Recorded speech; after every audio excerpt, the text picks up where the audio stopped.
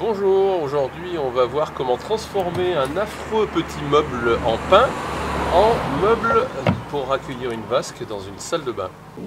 Quand vous voyez le prix des meubles de salle de bain qu'on trouve en grande surface de bricolage ou encore plus chez les marchands spécialisés, on s'est dit qu'on allait mettre un peu de créativité pour faire. Évidemment, il va falloir adapter puisque on n'est pas dans du sur-mesure, c'est nous qui allons faire du sur-mesure. Il ne faut pas regarder ce qu'il est, mais ce qui peut devenir. Nous, ce qui nous intéresse, c'est la proportion qui nous plaît bien. Et puis, on va pouvoir poser une vasque dessus. Première étape, c'est comment on va pouvoir disposer ce meuble avec en plus des caractéristiques techniques un peu particulières, puisqu'on a un coffre en bas qui fait passer tous les réseaux.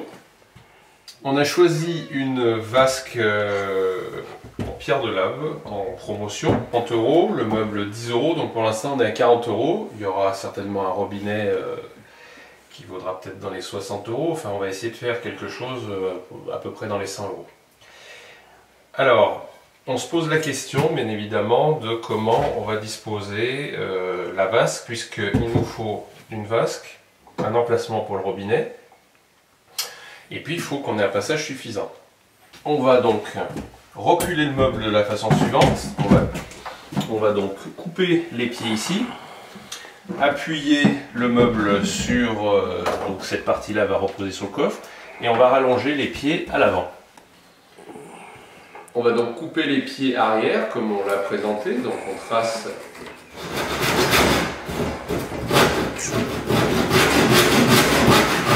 Vous voyez ici, on a les arrivées d'eau. Donc les arrivées d'eau, on va faire une ouverture sur l'arrière du meuble pour passer l'arrivée d'eau. Ensuite, on aura notre robinet qui sera relié avec des flexibles. Et il va falloir également qu'on fasse un autre trou pour faire sortir notre sortie d'eau du siphon. Tracer donc sur le dessus l'endroit où on va devoir percer pour faire passer le siphon. Et puis également de préparer notre trou pour le robinet. Avant de percer, je fais une simulation pour voir comment je vais disposer mon robinet, voir si je peux bien actionner, que ça ne gêne pas.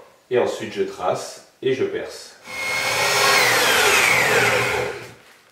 Une fois donc nos deux trous percés au bon diamètre, on va pouvoir passer à la phase suivante. Et à l'arrière du meuble, on va préparer donc la sortie pour le passage, donc le siphon est à l'intérieur, mais il va falloir préparer un passage pour la sortie des évacuations et pour l'arrivée d'eau. Je positionne le meuble à l'endroit où il va se retrouver et je vérifie que mes arrivées d'eau et mon évacuation qui est juste en dessous est bien à la bonne position. Comme vous le voyez, on a poncé le meuble pour enlever l'ancien vernis. Donc on a positionné la vasque, vous vous rappelez qu'on avait fait les trous, donc on va vérifier donc, que ça passe bien, ce qui paraît logique puisqu'on a fait au bon diamètre. On va visser dessous les contre-écrous. Ensuite on va présenter donc le robinet avec les flexibles.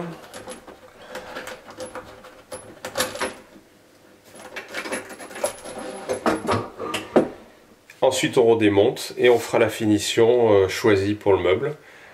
Voilà, alors la salle de bain n'est pas complètement finie, mais je tenais à vous présenter donc le meuble qu'on a fait à partir d'un meuble de récupération.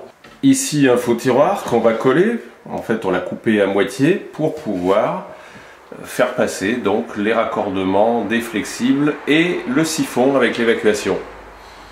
Voilà, et bien écoutez, j'espère que cette petite transformation vous aura donné des idées. On a fait donc l'ensemble pour à peu près 100 €. Une vasque, un robinet assez sympa, mitigeur, le meuble, un peu de peinture, quelques effets avec de la cire-or. Et voilà. Et bien écoutez, à très bientôt, et puis on se retrouve pour une nouvelle vidéo pour la suite de la rénovation de la maison ancienne. À très bientôt!